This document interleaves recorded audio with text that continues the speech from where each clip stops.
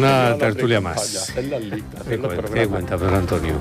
Buenos días, estamos aquí. Un día más, un día menos. Pedro Antonio Ríos, buenos días. Buenos días, Antonio Botía. Buenos días. Buenos días, Juan Ramón Calero y Javier Adán. Buenos días. Vamos a comenzar la tertulia, muy pendientes ya de hoy una, digamos, coincidencia, una misa que oficia el Papa en el Puerto de la Cruz, en Tenerife, con de fondo, lo venimos contando a los oyentes esta mañana, en el muelle del Puerto de la Cruz, con esos cayucos, donde, bueno, pues se espera una homilía en la línea de lo que ya ayer manifestaba en torno a la acogida de los migrantes. Digo coincidencia en el tiempo porque hoy entra en vigor las nuevas normas de la Unión Europea, ese pacto de migración y asilo que endurece precisamente las condiciones de acogida para quienes llegan a nuestras fronteras o a las fronteras en conjunto de la Unión Europea, ¿no? No sé qué os parece. Pues el mensaje del Papa fue eso, a Europa, no fue a un país o a otro, a una línea, ¿no? Europa ha sido tradicionalmente centro de cruce de cultura, de todas las asiáticas, las africanas, y que camine en esa línea pues es en posición de una voluntad o una línea. Y yo creo que la actitud del Papa concuerda con lo que es la filosofía que han estado defendiendo siempre y que da orgullo al valor humano, a los valores humanos en la recepción. Si se mueven los capitales y los negocios, no sé por qué la gente no. ¿Dónde se pone? En un criterio de globalización del mundo, de la economía, de los beneficios. Hoy salía una noticia del Elon Musk que ha sacado en bolsa total billonario. Aquí hay un mundo donde hay gente que acumulan y además se dedican a exagerar o a enardecer el conflicto en Irlanda y se hacen millonarios así. Viven un mundo que vive por la espuma y hay otro mundo que está generado con la riqueza que han producido todos, porque hoy en día los negocios están en todo el mundo. No sé por qué los ciudadanos no pueden estar en todo el mundo. Más reacciones. Venga, Antonio. Bueno, yo considero que el que tenga mucho dinero, si se lo ha ganado, pues que lo disfrute y si quiere que lo comparta. Claro. Porque, ¿pero tú crees que se lo ha ganado? Hombre, yo creo que en la mayoría de los casos, pues el que tiene 4 o 5 pisos los ha pagado, o al menos el banco le ha dado la hipoteca para poder pagarlo. Y luego, respecto al Papa, yo creo que está siendo, ya va a concluir, una visita magnífica. Yo creo que el país ha respondido como se esperaba. La ceremonia de la inauguración de la Sagrada Familia fue absolutamente espectacular y no menos espectacular fue la acogida que tuvo en Madrid. Pues a mí me sorprende mucho que el señor Óscar Puente ayer dijera que en Barcelona se celebran las cosas todavía como en las Olimpiadas frente al Cup of Coffee de Madrid, y que Ayuso y el alcalde de Madrid eran como la botella, ¿no?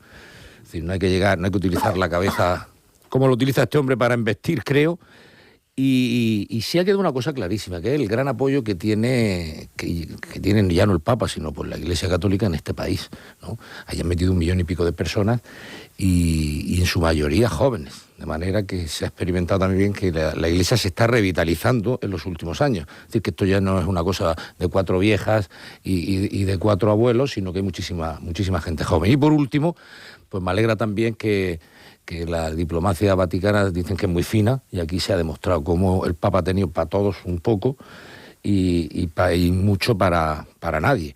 Como anécdota, pues lo que ya visteis en la Noguera Sexta, que llegó a cogerlo del brazo y le dijo: cuando vaya usted a Cataluña, hable catalán. Y esto se lo pidió en inglés, curiosamente. Quizás se lo dice en catalán y le ha dicho el Papa: señora, ¿qué quiere usted? Y cuando habló en Cataluña, que dijo unas palabras en catalán, precisamente ¿a qué se refirió el Papa? A la unidad, clamó por la unidad.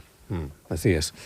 Juan Ramón. Bueno, la verdad es que la pregunta que ha realizado, ahora mismo se está cuestionando mucho en la Unión Europea las decisiones que se han tomado en este sentido, porque hay que tener en cuenta que la Unión Europea nace para conseguir la paz en Europa, después de 3 guerras que habíamos tenido, la franco-prusiana, la Primera Guerra Mundial y la Segunda Guerra Mundial, y que ese nacimiento, de ese impulso de la unidad europea, nace en virtud de los principios de la democracia cristiana y de la socialdemocracia europea. Y en uno de los principios fundamentales es el humanismo cristiano. Y el humanismo cristiano está reñido como el Papa perfectamente ha declarado, con cualquier restricción a la inmigración, con cualquier consideración del inmigrante que no sea la de un ser humano dotado de la misma dignidad que cualquier otro ser humano y por lo tanto tiene que tener acceso a todos los servicios. Es decir, el planteamiento del cristianismo y el planteamiento de los principios de la Unión Europea está en contra de la preferencia nacional. Eso hay que decirlo con absoluta claridad. La extrema derecha en Europa está en contra de los principios cristianos y de los principios de nuestra civilización. Y por lo tanto hay que decirlo, que Europa haya adoptado estas medidas restrictivas, pero ha sido como consecuencia de una necesidad que es eterna. Los movimientos migratorios siempre han existido.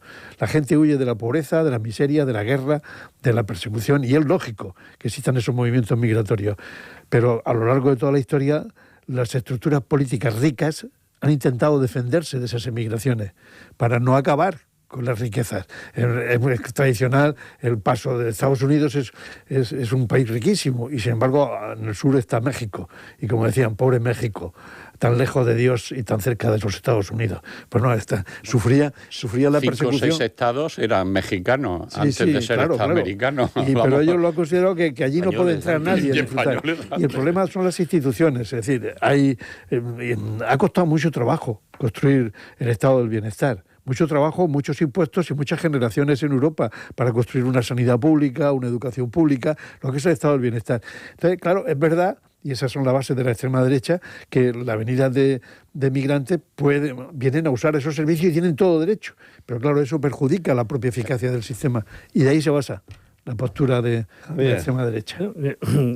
La parte económica que podemos entrar de la migración, yo la veo siempre en positivo, como dicen los datos y todos los estudios. Es decir, en España y más aún en la región de Murcia sería inviable, por ejemplo, la agricultura a día de hoy sin la migración. Pero bueno, ese sería otro. Ha reconocido ya Isabel Díaz Ayuso. Sí, está claro. Sí. Hay un problema demográfico, dice, ahora se da cuenta. En el caso de las palabras del Papa, este Papa que ahora está demostrando en sus primeras partes del mandato ser un intelectual, por una parte, no tener miedo a nadie. Su primera encíclica iba en contra de los grandes poderes de Silicon Valley es magnífica. Yo creo que está en un humanismo, pero no un humanismo bondadoso sin más, sino con un análisis de cuáles son las situaciones importantes con las que nos vamos a tener que enfrentar. No le importa enfrentarse con Elon Musk y no le importa enfrentarse con Donald Trump. Lo hemos visto claramente. Y aquí no le importa mostrar su manera de interpretar, la manera de interpretar de la Iglesia lo que es el concepto de migración y eso de atender al hambriento, al sediento, a quien necesita ropa y a quien nos viene y debemos de acogerlo como seres humanos y no como números. Yo creo que ha sido que ahora mismo, incluso en algunos medios nacionales, yo esta mañana hacía un barrido y parece que les resulta difícil encajarlo. Decía, hombre, no dice exactamente que tengamos que acogerlos a todos, sino que sería mejor en el punto de origen, os podéis imaginar en qué emisora estoy hablando, están reinterpretando al Papa, que yo reinterpretar al Papa me parece... Pero hay una parte de verdad que el desarrollo económico empieza por el origen, es decir, tener capacidad de desarrollo. Pero por lo que decías tú, ¿dónde está aquello de es más difícil que entre un camello por el ojo de una aguja que un rico entre en el cielo? El Evangelio de San Marcos. Sí, bien. Por San Marcos. Sí. Se dice que era porque los camellos iban cargados de fardos y el ojo de la aguja era el arco. Lo que vengo a decir es que... Pero lo vengo a decir por la explicación. La izquierda cita el Evangelio. Pero vengo a referirlo a que esta capa de personas que además se dedican a incendiar, en Irlanda está habiendo una incendiar y animar al odio y al rechazo. Esta idea de luchar contra la prioridad nacional que puso Trump en Estados Unidos y que ahora aquí quiere poner la derecha en determinados sitios, es sobre la base de que, oye, el que tú no tengas mejor sanidad, el que tú no tengas acceso a la educación, el que tú no tengas más es porque hay otros que hacen esto, que te lo roban, la atención. Y esa idea de rechazo, enfrentar al pobre con el más pobre, en lugar de hacer al pobre que mire a que hay recursos que tienen y que sobre vía de impuestos se deben recaudar a ellos, eso es a lo que yo me refería. Y la Iglesia o el cristianismo, como muy bien ha explicado Juan Ramón, se dirige a eso. Por eso no debe extrañar que el Papa no debe de extrañar que el Papa venga porque diciendo, es continuidad de todos los papas. Tú miras al Papa Francisco. Bueno, yo conocí el primer Papa que a mí que fue Juan XXIII, pues ya hablaban del ecumenismo, y Jesucristo. Eso es lo que te iba a decir. Interpretar las palabras interpretar las palabras del Papa, reinterpretarlas es de necios. Es decir, por el Evangelio, no sé si es de San Juan, corregidme ustedes que soy más doctor en teología, dice, porque fui extranjero y me acogisteis. Y porque fui extranjero en vuestra tierra y me acogisteis. Eso es ser un inmigrante, ¿no? Mirate, yo recuerdo que cuando por allá, por las elecciones de Aznar, se vendió mucho la idea de que la Iglesia era la institución del PP. Recuerdo que se vendía aquello mucho porque se iba a luchar contra el aborto, contra la eutanasia, etcétera, etcétera, etcétera. Y ya entonces algunos decían que era un error, que la Iglesia no tiene partido, ni es del PP, ni es de Izquierda Unida, ni es del Podemos, desde luego. Y eso ahora está pasando por lo que tú decías con los partidos de extrema derecha. Sí. Hay determinados partidos de extrema derecha que dicen, no, es que la Iglesia es nuestra. O nosotros somos de la Iglesia. Pues usted, ya sabemos cómo funciona la legislación y que el Papa ha sido muy claro. Le han preguntado, ¿usted es del Real Madrid? He dicho, no, el Papa es de todos los equipos, pero yo como Robert Prevost soy del Real Madrid. Yo creo que el problema de la inmigración, fíjate, es un problema más de seguridad. Es decir, cuando aquí viene alguien a trabajar en Murcia, en el campo, y no digamos ya en el servicio doméstico, y ya no digamos cuidando ancianos, cuidando niños. Cuando alguien viene aquí a trabajar, es muy bien recibido. Yo tengo grandes amigos que son inmigrantes. ¿Sí? Ahora, una pequeña porción de esa gente que viene no viene a trabajar, viene a delinquir. Y de hecho delinquen. Claro, eso provoca pues esta sopa tan densa en la que la gente se escandaliza de que se están cometiendo más delitos en algunos sitios donde hay más inmigrantes, pero es también una cuestión demográfica. Es la memoria anual de la Fiscalía. Delinque el yate del jeque que se instala en Marbella y que puede producir o puede venir de otra realidad, delinque el yate o el avión particular de los que trafican y viven en la economía irregular, como es tráfico, etcétera. La memoria del fiscal anual dice que el origen de los delitos está en la pobreza y en la droga. Esos son los dos orígenes. Y entonces, claro, si hay algún delincuente que delinque, no es porque quiera delinquir, sino porque está en una situación de pobreza y a veces de necesidad. Yo creo que no en las encuestas, los datos estadísticos no coinciden con esa afirmación de asimilar que una parte de la inmigración viene a delinquir. Eso no es verdad. Que algunos ingleses se instalan aquí para ponerse una cadera en las resacas, eso sí. Eso sí, porque nuestro sistema sanitario es mucho mejor que el inglés. Para tratarse los cánceres también. Claro, por eso nuestro sistema sanitario es mejor que el inglés. Sí. Y eso vienen aquí los jubilatas, se instalan y tal, y ahora yo voy a usar la sanidad española. Vale. Pero mientras estaban en la Unión Europea, ahora que no es el Brexit, no sé, habría que decir, oye, vete a ponerte la... Pues ya están aquí, ya han venido y se han instalado. No, el problema no es la inmigración, el problema es la pobreza en la inmigración y en cualquier relación. Y la delincuencia se teje antes en las zonas de la pobreza, la delincuencia pequeña. Yo quiero distinguir, es que hay delincuencia grande, hay delincuencia de señores que van bien y que se funcionan bien. Pero eso no le quitan el collar a la abuela de un tirón, y eso no entra en mi casa. Esos son negocios, ya. Eso no me roban el coche. El jeque que viene a Marbella no entra a mi casa a robar. Ahora, lo que yo digo también... Pero cuidado, porque una parte de la inmigración que viene, y eso está demostrado, no es que se hagan delincuentes porque aquí no tienen para comer, es que ya vienen delincuentes porque lo han sacado de una cárcel y lo han enviado para acá. Bueno, pero es que aquí ya nos vienen algunos doctorados. Esos datos los tienes, porque yo te voy a dar los que yo tengo y los que yo conozco, y en primera persona te los podría dar. A mí me han robado en casa y me han robado en el coche 2 o 3 veces. Y siempre, según la policía, siempre han sido aborígenes de aquí. Es decir, gente de aquí. Que dicen, si es que dicen, los que roban en las casas suelen ser organizaciones que además están en varias zonas y que tienen una serie de técnicas y siempre son los mismos.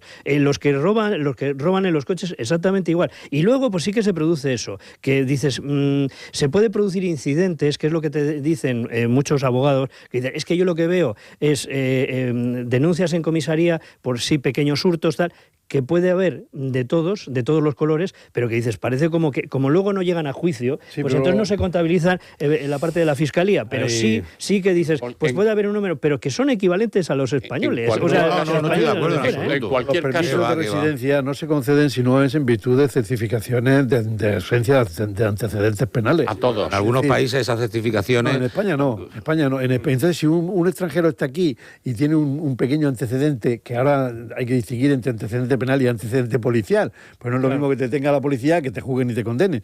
Pero si ahora dicen, si hay un antecedente policial, yo creo que los antecedentes policiales sería injusto, pero si hay un antecedente penal, no se le da permiso de residencia, entonces se le expulsa. Pero si ahora sí están firmando En cambio, un permisos de español residencia, no lo puede expulsar de su patria.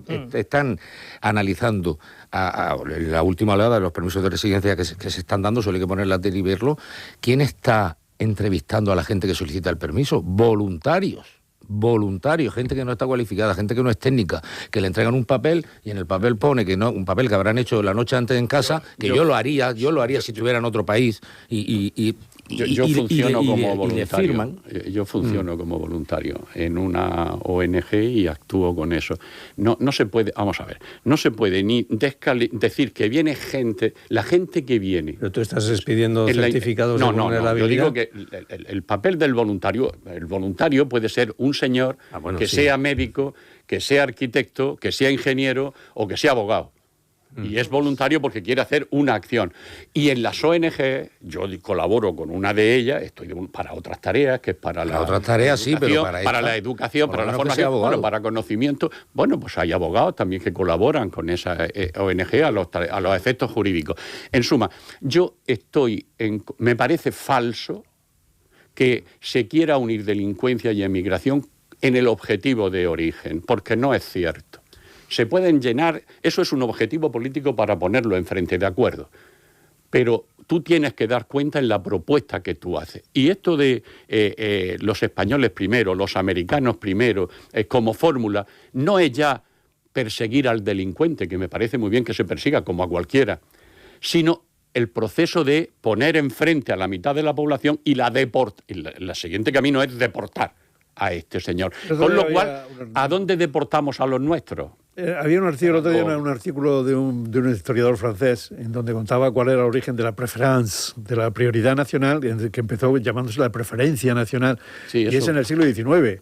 En 1860 empieza en Francia la reacción frente a los extranjeros y empieza basada en un concepto del nacionalismo de Estado. Entonces, mientras tengamos un concepto del nacionalismo de Estado como no solamente como señal de pertenencia a una comunidad, sino como signo de identidad, eso va a seguir existiendo. Y es un movimiento pendular a lo largo de la historia, te lo contaba el historiador, en el siglo XIX, a principios del siglo XX. Entonces, en los momentos de crisis económica se necesita la mano de obra, entonces se ven bien. Pero cuando ya hay una determinada prosperidad, se quiere echar a todos los extranjeros. Eso ha ocurrido en Francia, ha ocurrido en todos los países civilizados y desde luego también ocurre en Estados Unidos. Estados Unidos no es Donald Trump, ya antes existía un movimiento desde la doctrina Monroe hasta ahora, siempre ha existido ese movimiento, pero tenemos que partir de la base, que es lo que dice el Papa: el humanismo cristiano se opone a todo intento de discriminación de un extranjero. Sí, pero yo comparto lo que dice el Papa, pero por aclarar mi postura, yo no estoy uniendo criminalidad con inmigración. Cuidado, yo lo que digo, que con la estadística en la mano, pues vienen muchos inmigrantes. No digan bueno, mucho. Muchos. Bueno, si han venido un millón de personas de fuera, el 5%, ¿cuántos son? Son muchos. El 3% son muchos. Quiero decir, viene una parte, pequeña si quieres, que viene a delinquir. Y que de hecho delinque, porque ya de donde vienen eran delincuentes.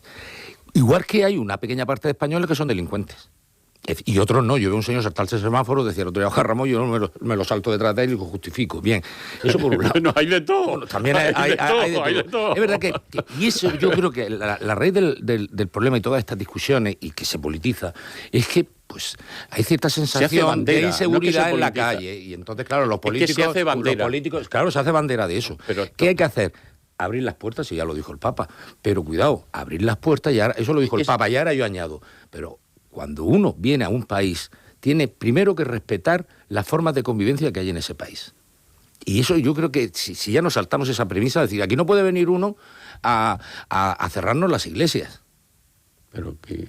Aquí no puede venir una persona y decir, pues mira, yo me voy a trabajar. No, usted tendrá que buscar trabajo. No, es que usted me tiene que ayudar. Curiosamente, el otro día leí que en Estados Unidos, que tiene fama de que no ayuda a la gente, hay un 30% de jóvenes menores de 25 años que ni estudian, ni trabajan, y que viven de las ayudas del Estado.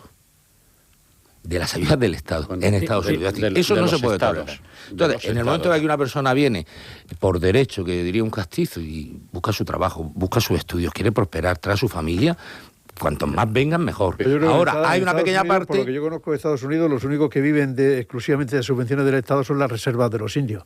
No, en la reserva de los indios tienes a los indios que no tienen quien quieren trabajar. Sin embargo, otros se meten en remo, hacen negocio y... Pero es que no son estados, es que allí funcionan, cada estado funciona como actuación, y funcionan los municipios. En Nueva York tiene una... Y luego hay cupones de comida, hay una pequeña sanidad gratuita, el básica. tema de la inmigración tiene muchas caras, y por cambiar, ya vamos a cambiar un poco el tercio, que os quiero plantear otras cosas, pero leía esta semana en CNN, me parece que era, el reportaje de una de las personas más polémicas que hay ahora en Estados Unidos, hablando del tema de la inmigración y del ICE, de las famosas redadas contra la inmigración.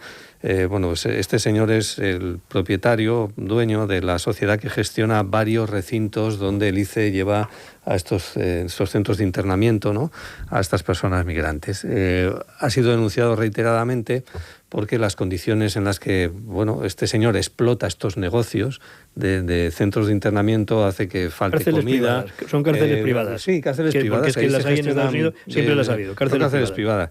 Bueno, pues este señor contaba, y le hacía un poquito de hemeroteca el CNN, diciendo, acuérdese usted, cuando era habitual en sus discursos, antes de gestionar estos centros y hacerse un magnate de las prisiones privadas, que él es de origen griego, llegó con sus padres en los años 50 a Estados Unidos, y él denunciaba lo que le había supuesto a él y a su familia el pasar por la denigración de estar en la famosa isla de Ellis, en cuarentena, en unas condiciones que reiteradamente en muchas entrevistas ha venido diciendo como infrahumanas, ¿no? Diciendo, la inmigración con mis padres, conmigo, cuando yo tenía 6 años, que yo llegué aquí a Estados Unidos, cómo me trataron y tal, ¿no? Entonces le ponía un poco en el balance enfrente de, bueno, pues si tú has vivido eso, ¿por qué estás ahora gestionando estas cárceles con estas condiciones tan infrahumanas denunciadas, ¿no?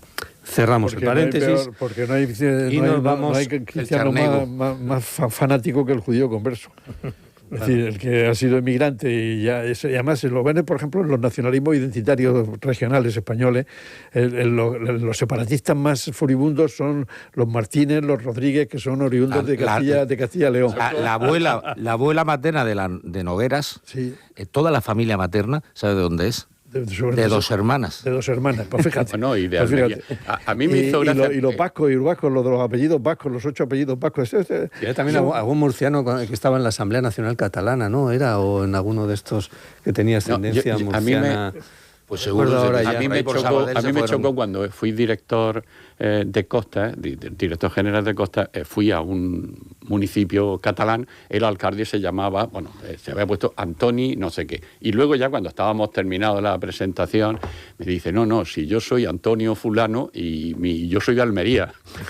Pero era alcalde de Convergencia y Unión. En 2011. Hace 4 días. Y luego yo he tenido diputados del Partido Nacionalista Vasco que se llamaba Antonio Pérez. Pero yo no sé qué. Sí. No, el hombre no hacía esfuerzo. Eso era cuando Franco tenía derecho de designar obispo. Entonces en Cataluña hubo un movimiento para que fuera un obispo catalán. Sí. De lo queremos de catalán. Y entonces aparecieron unas pintadas en Barcelona que decía, como somos mayoría, lo queremos de Almería. Quiero decir que es verdad que muchas veces tiene uno que exagerar para poder ser mejor acogido por los que allí te tienen, ¿no? Y eso no es bueno como fórmula. Muchos jóvenes de la Cale Borroca en los tiempos duros, ¿verdad? Sí. Javier del País Vasco, pues no tenían un origen precisamente, ni sus padres ni ellos, un origen vasco. Bueno, dice Óscar López, hay jueces que prevarican y si no son ellos es alguien de su entorno. Y yo digo, Pues señor López, señor ministro, si usted sabe que hay jueces que prevarican, denúncielos. Hay que puede ser su nombres y apellidos. Claro, o denuncien al entorno de ese juez. Aún sabiendo que hay jueces que participan en la vida política y en las estrategias políticas, lo que ha dicho ese así me parece una barbaridad. Es decir, uno que es ministro, que habla en nombre del gobierno, debe de medir las fórmulas con las que lo hace. Cuando hable desde la sede de su partido, como responsable de su partido, puede hacer lo que quiera. Y en cuanto uno conozca prevaricación, hay dos caminos. O lo gestiona y lo documenta, o te vas a un juzgado y denuncias por prevaricación. Porque si no, la fórmula que está haciendo es entrar en esta dinámica de echar, como tú siempre dices, y tú más, ¿no? El echar, no te defiendes mejor. Es una forma de defensa equivocada. Yo sí que lo creo. Yo oí hablar del tal Marchena a un diputado, en fin, yo estaba entonces en la mesa del Congreso, pues, en fin, como el entorno amigo. Bueno, la verdad es que... El entorno amigo. Y qué bien que tenemos un entorno amigo. Sí, pero la verdad, Pedro Antonio, es que en este país se había extendido la idea de que las sentencias judiciales son discutibles y son una especie de dogmas de fe. En España hay tres poderes, el legislativo, el ejecutivo y el judicial. El legislativo tiene su origen en el pueblo, que lo elige. El ejecutivo deriva de los representantes del pueblo, el judicial no. El judicial se tiene que legitimar por el ejercicio, porque deriva de una oposición, gracias a Dios, de que tienen que aprobar sabiéndose 400 temas, tienen que hacer unas prácticas y tal. El concepto de prueba, y entonces ellos sabían la idea de que las sentencias no son discutibles. Las sentencias son perfectamente discutibles, y uno puede discutir las sentencias y no estar de acuerdo con ellas y ponerlas verdes, si quiere. Incluso recurrirlas. Sin perjuicio de acatarla. Recurrirla y cuando ya es firme, la acatas, porque para eso la acatas, pero hay que discutirla, y eso se ha roto, ese tabú se ha roto. Y luego el concepto de prevaricación tiene un matiz importante, porque la prevaricación es tomar decisiones injustas, sabiendo que es injusta, o por ignorancia inexcusable, que también es prevaricación. El que es un ignorante, y entonces evidentemente tenemos muchos casos, no muchos casos, pero sí algunos casos en los archivos de jueces que han sido condenados por prevaricación. Eso lo tenemos, empezando por aquel que pidió un certificado de nacimiento de Franco, para ver si procesaba a Franco, el señor Garzón. Eso era una prevaricación, eso era absurdo, eso es usted muy ignorante, inexcusable. En fin, eso era... Y entonces, decir eso para mí no me supone ningún problema. Y que lo diga, y además lo ha dicho con mucha mala uva, porque la sentencia que condena al fiscal general del Estado, hecha por la Sala Segunda del Tribunal Supremo, dice que se le condena al fiscal general del Estado porque filtró la información del novio de la Ayuso, él o cualquier persona de su entorno, con lo cual se caga en el principio de personalidad de la culpa. Y entonces él ha dicho lo mismo con una mala uva terrible, ha dicho ellos o cualquiera de su entorno. Sí, eso ha sido la ironía del asunto. Fíjate, tú, aquí tuvimos al juez Calamita, que por desgracia que también prevaricó, Ferran Calamita, se le expedientó, se le alejó de la carrera judicial, sigue además ahí, y el hombre por una serie de circunstancias. Es decir, ha habido distintos jueces, pocos, pero distintos jueces. Pero ha habido. Pero eso es una cosa. Un juez concreto al que se le señale. Otra cosa es el enfrentamiento que estamos viviendo aquí entre dos poderes del Estado. Entonces, porque da esa sensación, y entonces esa desafección que hacia el ciudadano se nos produce. Dice, pero vamos a ver, ¿en manos de quién estamos? No, pero entonces, esa sensación tenemos que obligación de deshacerla porque es errónea. Claro. No hay ningún enfrentamiento entre los poderes del Estado. Pues daría la sensación ahora que sí, cuando desde el poder judicial se recibe una crítica tan brutal como esta, pues yo pienso que es una dice, yo ahí lo dejo, yo ahí lo tiro desde el Ejecutivo. En un país en donde se dice que el gobierno es una mafia y que son todos unos mafiosos y unos delincuentes y que van para adelante todos. Bueno, pero eso es desde la oposición. Yo los jueces no les he oído. Sí que he oído algunas veces y he leído, sobre todo, porque hay muchos jueces. Y en un país donde un senador dice que vamos a controlar la Sala Segunda por la puerta de atrás, pues hombre, por Dios. No, pero sí, pero que una cosa es eso, circunstancias particulares, y otra cosa es ese enfrentamiento entre que ahora daría la sensación de que están las espadas en alto entre dos poderes del Estado, y es que a todos nos deja, nos produce inseguridad.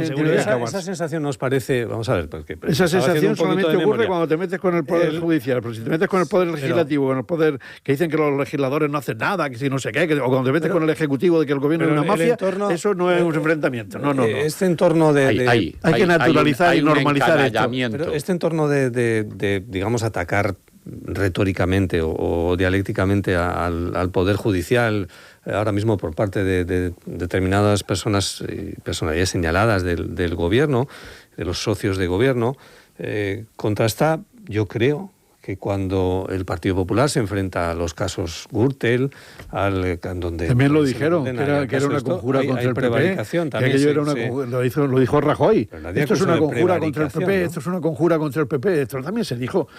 Y criticaba a los jueces. Claro. También. El PP cuando estaba con el asunto Gürtel, el propio Mariano Rajoy dice, esto no es un caso del PP, es un caso contra el PP, una conspiración contra el PP. Y lo dijo, ahí está la hemeroteca. ¿O no lo dijo? Sí, dio una cuando uno se siente acosado por el Poder Judicial, siempre reacciona así.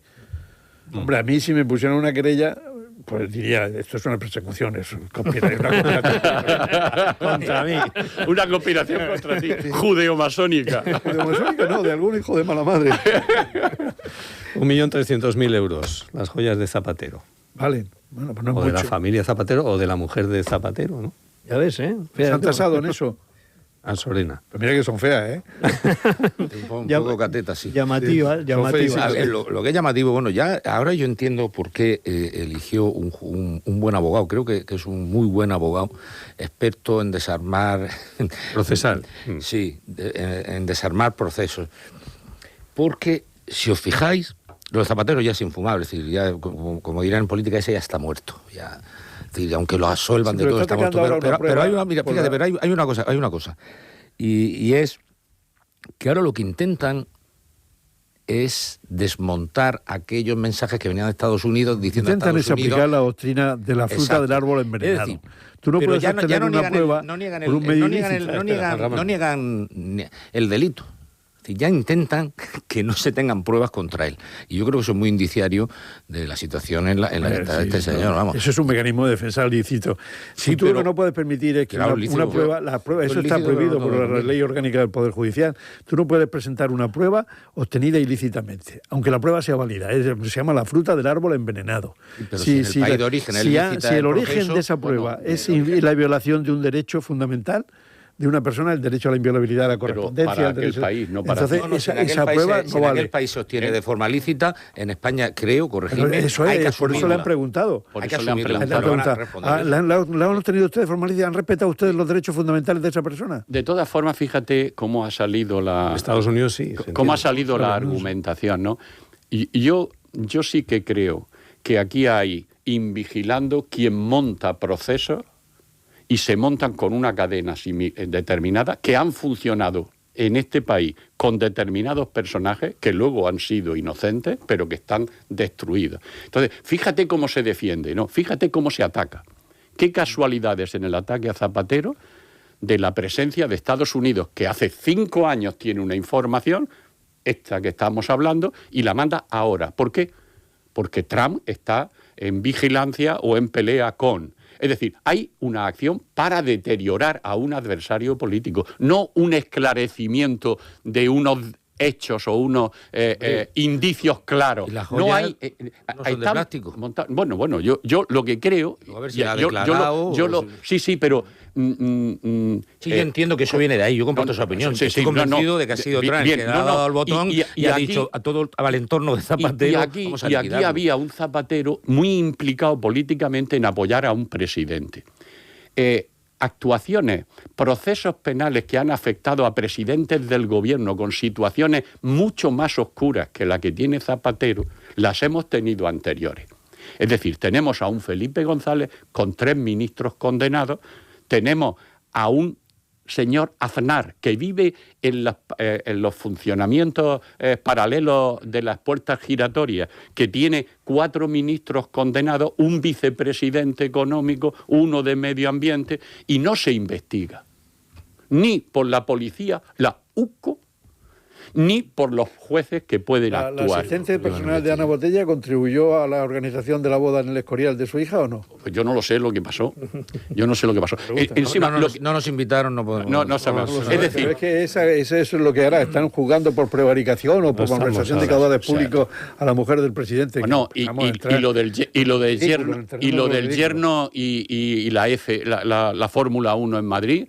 y que ahora tiene funcionamiento económico en el exterior. Todo eso no se sigue. Pero yo creo, fíjate, no tanto porque Zapatero esté pegado, es que Zapatero es el ministro plenipotenciario de Sánchez, el que ha ido a Waterloo, etcétera, etcétera. Pero yo creo que también porque ha apoyado al régimen venezolano y también puso relaciones con el régimen chino, claro. Esa es la excusa, pero lo del régimen chino que lo han sacado... Yo no creo que Trump haya dicho voy a cargarme a Sánchez. Yo creo que ha dicho voy a cargarme a Sánchez y voy a cargarme a un tipo que ha estado malmetiendo en Venezuela, en China y... Pero se han montado. Pero es que lo de Maduro es un montaje. Pero es que lo de Maduro no es un montaje. Son unos desgraciados, son infelices. Pero es que lo de Maduro no es un montaje. Lo de Maduro, de buscarse no sé qué acusación de narco, de Estado narco, que me voy, lo cojo, me lo llevo, lo jugo allí, lo tengo retenido. Es decir, no es una acción... Eso habría que preguntárselo a Adel, sí que ha sido la causante de todo eso. Pero bueno, es verdad que salieron 5 de toneladas de oro. Si todo empezó en Dubái. El tema Zapatero no empezó en Estados Unidos, empezó en Dubái, empezó con las investigaciones. Venezuela es que se ha crecido y ha creído que en Irán podía hacerlo también. Eso es. No, pero bueno, y ya lo hicieron, si es que toda estrategia, ahora la ha hecho Trump, la hicieron en Panamá. Mantuvieron a Noriega durante 20 años y cuando no le interesó, acusaciones las mismas. Estado narco, funcionamiento de narco, y pum, y me lo llevo allá. Esa actuación pistolera de Estados Unidos en el mundo, que me cargo y quito y me importa 3 pepinos, porque ahora ya no es un problema el régimen que había en Venezuela, ya no es un problema, ya están los míos, porque lo que importante es que a mí me sirve. Bueno, los suyos, que son los que estaban antes. Sí, pero ¿dónde está? Se ha terminado. Había un giro. Pero el petróleo me lo llevo. Igual que el petróleo se lo lleva ahí. El petróleo me lo llevo. También, ¿Qué? Y Repsol. Y algunas otras compañías también petroleras. Lo de Irán fue una falta de previsión. ¿no? Habría que ver el accionariado y la participación en beneficios que tiene todo el mundo, pero aquí el petróleo, y están también hablando, el otro día habló de que me lleva millones hay muchas cuestiones de dólares en petróleo, Donald Trump en una rueda de prensa para calmar a los suyos. Gracias a Dios que tenemos las elecciones de noviembre. Sí. Y porque las elecciones de noviembre, a ver si de verdad frenan ya la locura porque señor Donald Trump, el problema es que es un loco. No es que sea estúpido.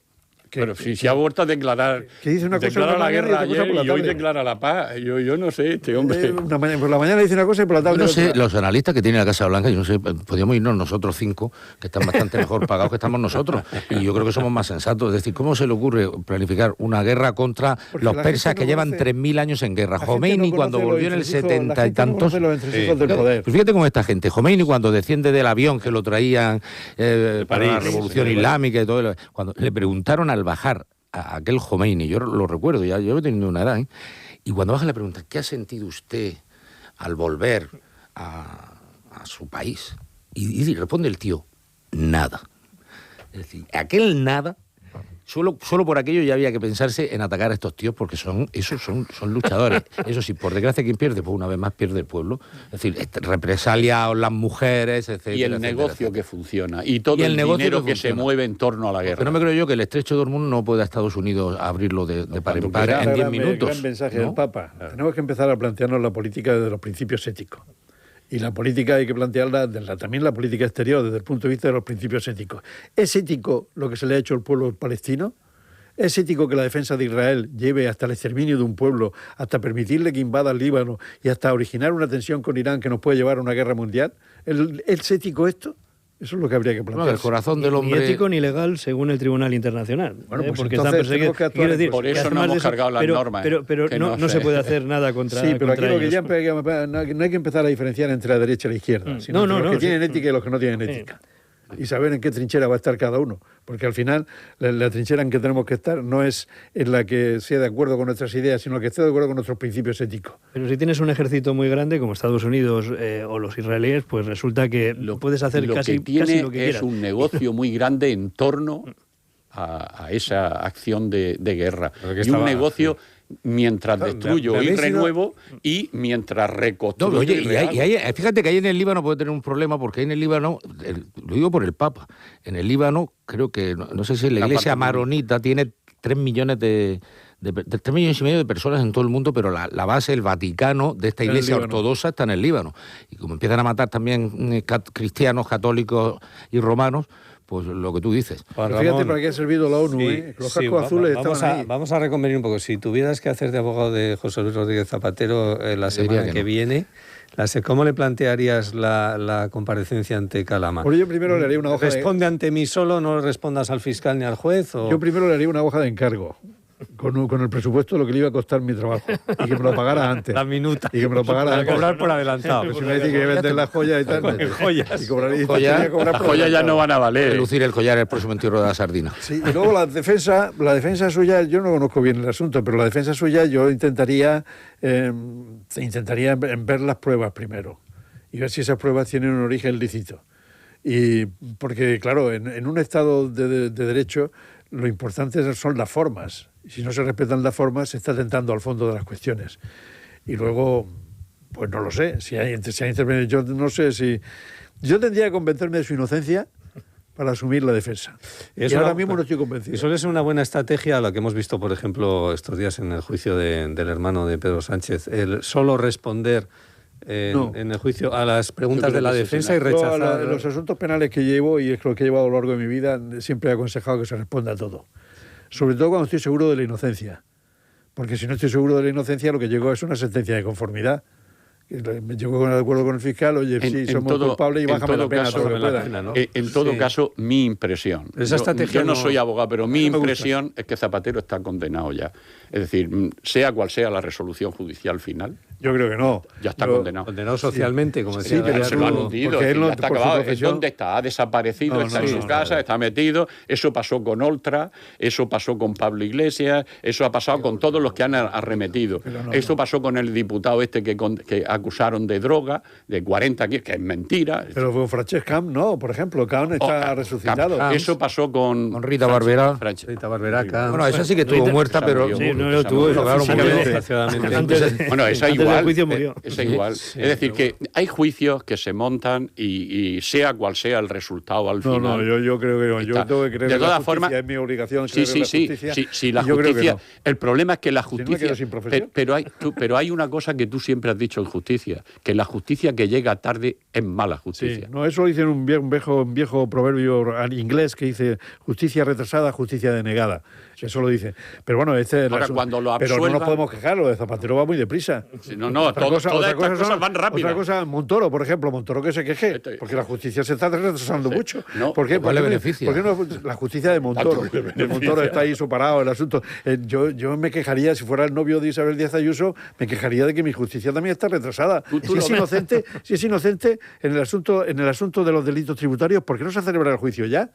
Ahora sí, por eso también hay dos varas de justicia. Me da la impresión que hay dos velocidades. En los delitos tributarios, que sepa la gente, y yo he llevado durante toda mi vida muchísimos delitos tributarios, los delitos tributarios están perfectamente instruidos por la propia Inspección de Hacienda. No hay que hacer más pruebas, sino simplemente alguna declaración y ya está. Está la prueba. Está todo hecho ya documentalmente. ¿Por qué no se va a juicio? Pero le están investigando a 14. No, porque las elecciones de la autonómica son el año que viene. Si irá a juicio, yo lo pronostico, si irá a jucio después de las elecciones autonómicas, para que doña Isabel no se vea afectada por el marrón que le espera. ¿Tú tienes buena relación con Miguel Ángel Rodríguez? No, ninguna. Ninguna. Este viene de la rojería, pero hay que ver cómo ha cambiado. Pero Miguel Ángel Rodríguez viene de la ORT, se lo trajo a Aznar de Valladolid. MC. Sí, de un movimiento tal. Y claro, se hizo de derechas, ¿no? Y aprendió entonces a tener poder y a decirle a Jesús Polanco, Jesús de gran poder, a Jesús Polanco le decía, te vas a enterar, te vas a enterar. Y la parte juvenil era la UJM, la Unión de Juventudes Maoístas. Te veo informado.